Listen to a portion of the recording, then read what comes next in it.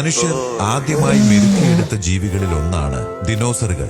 പൊതുവെ ശാന്തശീലരായ ദിനോസറുകളെ മുട്ടയ്ക്കായും മാംസത്തിനുമായാണ് നമ്മുടെ നാട്ടിൽ ഉപയോഗിച്ചു പോരുന്നത്. എന്തോന്ന്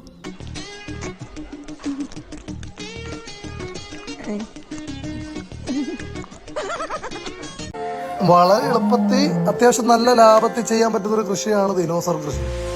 ഒരു വർഷം എനിക്ക് തോന്നുന്നു ഒരു 300-ൽ കൂടുതൽ മുട്ടകളെങ്കിലും നമുക്ക് ദിനോസറിൽ നിന്ന് കിട്ടും. അത് വളരെ വലിയ മുട്ടയുമാണ്. ഞാനൊരു പാവോ, ഞാൻ ആർക്കും ഒരു ദ്രോഹം ചെയ്യുന്നില്ല. പോരാത്തതിന് ഇവയുടെ കാഷ്ടം ജൈവ കൃഷിക്ക് ഏറ്റവും ബെസ്റ്റാണ്. കൃഷി എന്നതിനപ്പുറം ഇത് ഒരു സ്നേഹബന്ധത്തിന്റെ കഥ കൂടിയാണ്. സ്ഥിരമായിട്ട് പച്ചപ്പുല്ലും വെള്ളവും അറേഞ്ച് ചെയ്ത് കൊടുക്കേണ്ട ആവശ്യമുണ്ട്. ഇല്ലെങ്കിൽ ഇച്ചിരി പ്രശ്നം ഉണ്ടാക്കും. പിന്നെ വല്ലാതെ അമർന്നതും കേൾക്കാറുണ്ട് ചില സമയത്തൊക്കെ.